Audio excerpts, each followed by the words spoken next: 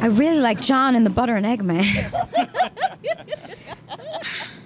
Everything I see. I mean, I could say that is true. Like, that's part of the reason, and this is terrible, but I don't have very many friends or people that I am around that I don't think are talented.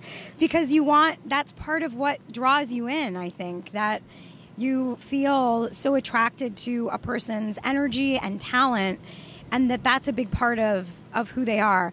I do remember there was a part, what was the name of that reading, Andrew, that you did where you had the stutter? Oh, rocket science? Yeah. He was unbelievable in that. And that was, again, it was like just so different from anything I had ever seen you do. That was amazing. Maggie was really good as the alligator in Really Rosie. She's saying alligators all around. Shining moment. She was really, really cute. I feel like my main, and this was a long time ago, but Celia sang a concert with Audra McDonald at University of Michigan, like millions of years ago. And millions, you are so old. And it was sort of like just when your career was sort of really starting to get going. And I am not a big crier, but I bawled. I don't even know if you knew this. Just bawled through that entire performance. Partially because it was like, you know, I got to see Celia doing things that I knew she was fully capable of, that she was then like showing to so many other people. And also that I feel like our mom would have loved it and would have just also been right next to me, just like tears and Kleenexes Not and even a sad things. song. No, yeah, oh no. Not in the slightest. It was a happy song. Yeah, oh sure.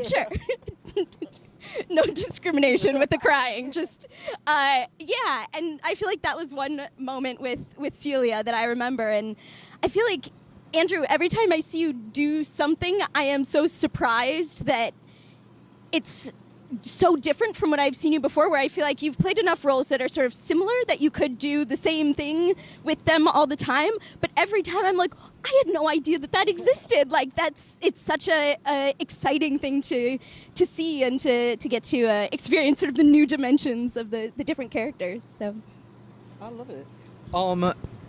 I think I'll start at the end. I saw John in a play. Is it called Luther?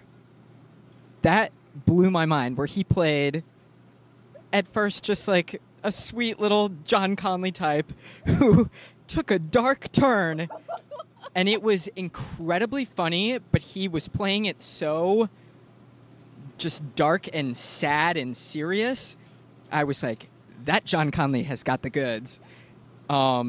Celia, I mean, this is one of the more recent things I've seen, but her and Merrily at Encores, that felt like a life's work. Just so rarely do you get a role that great that can span that many years in the life of a character, and I was just so blown away by just everything. Her ability to take on that older character, her singing, seeing her again in a musical, which I hadn't seen for a while, it was all a lot. I think for Maggie, I think the first time she wrote this play, her first play, it was called From the Inside Out, and it was about self-injuring and sort of her personal story that was attached to it, along with all these kind of docudrama narratives interweaved. And I think hearing her reading her own words for the first time on stage, there is really something magical. I recommend, if any time you can see Maggie read her own work, there's something incredible about that. And I think that was the first time I saw her really like figure out the genre of work that she is better than anyone else at. So I would say that. John, do you have one? Sure. I would say for Maggie, that I remember that piece. I had forgotten the title, but that was stunning, and just being struck with not just the performing of it, but the creating that piece of work. And I that was, and at that time I had really not seen anything, because I was pretty early, and I remember being pretty blown away by that.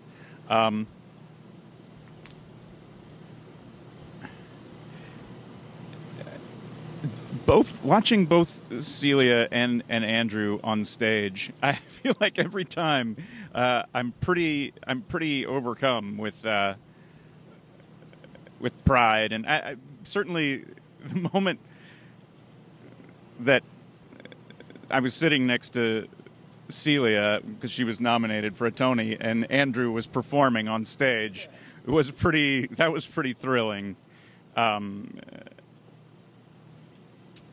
I for you, I mean, maybe merrily, that was, but everything. I've been. It's always difficult to watch you on stage because I'm just so. I feel like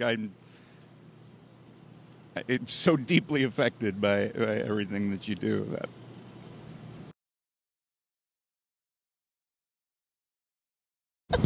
I mean, I love that. I do. I feel like they should feel that way about Andrew. Andrew's amazing and kind, and I watch the way that he interacts with fans and is always so generous and like looks people in the eye and makes them feel important. And I mean, if I was young, I would be into him if it wasn't my brother. So weird. Yeah, I feel like the only part that creeps me out is when they're like, he is so hot. And I'm like, yeah. I don't need to hear about all that. Yep. I know. I was trying to figure out how we can have all three of us be on it and not be the Keenan-Bolgers. I don't know. He does the directing, not the writing. Let's call Kate.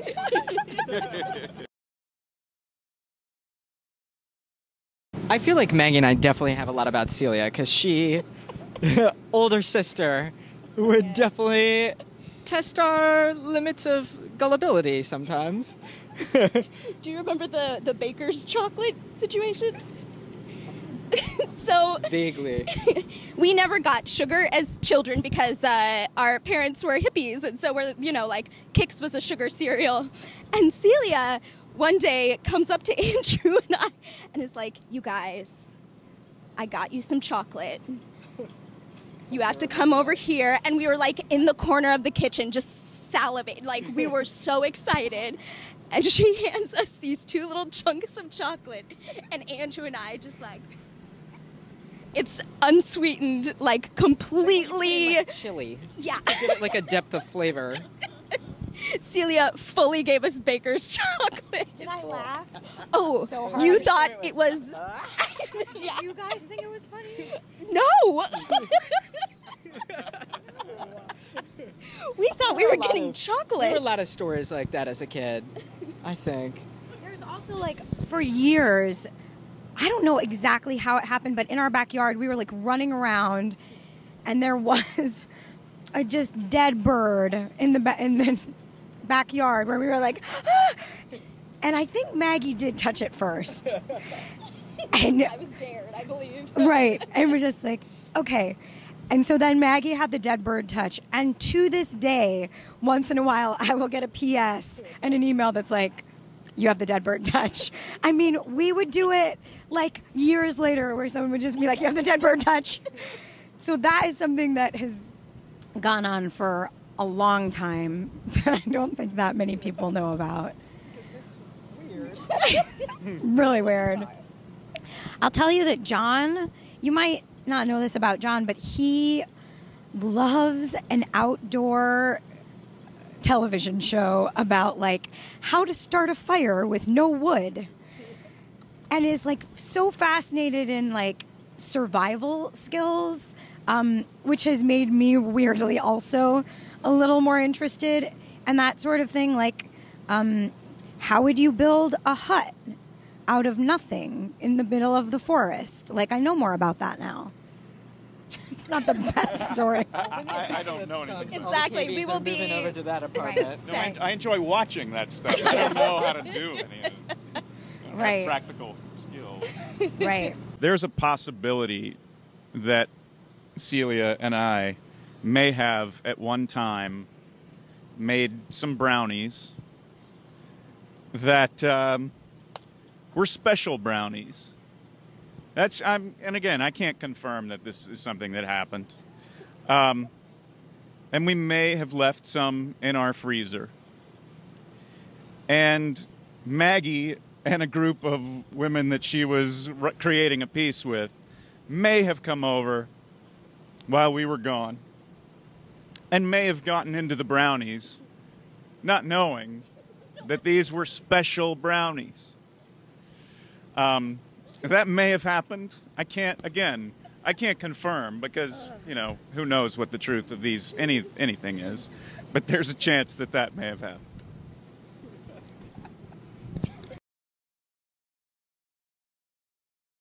It's amazing. I mean, I think a lot of it is, I hate to say like luck, but I don't think we have to, the way that we were brought up, and I think just who we are has made that a lot more possible. And I know there are a lot of people who feel very disconnected from their family, and I totally get that as well. And I think you can have a family like this which supports you, but you can also make a family and find people that will give you the sort of connection and support and love that I think we are lucky enough to have sort of been born into. But I sure feel happy about how it worked out for us. Yeah, I feel like one of the best parts about it is, like, if I was to make a family, like, I would want these people in it. So it's sort of one of those things where you end up with the family that you would have wanted, which I feel like is not always the case. Yeah, lucked out. It's amazing. I don't know, it's the best. We are lucky.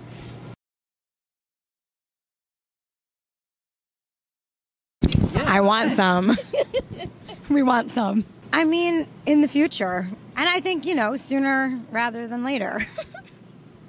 Yeah. I can't wait for them to have kids. I'm like, I've got a lot of shopping to do. exactly. Just Where are our children's finger books and puppets? clothes books, Right. Exactly. Ideally, I would like more than one, but that's only because I grew up with more than one. John is one of two. 3.5, 2.5. Mm-hmm. Lila is 3. Yeah. But yeah. I think if it's a boy, Falcon, and if it's a girl, Chardonnay are probably the front runners right now. I'm no longer excited for you guys. Chardonnay is really good. And just a birth announcement. Chardonnay, Keenan-Bolger, Conlee, Ellison Conlee. It rolls right off the tongue.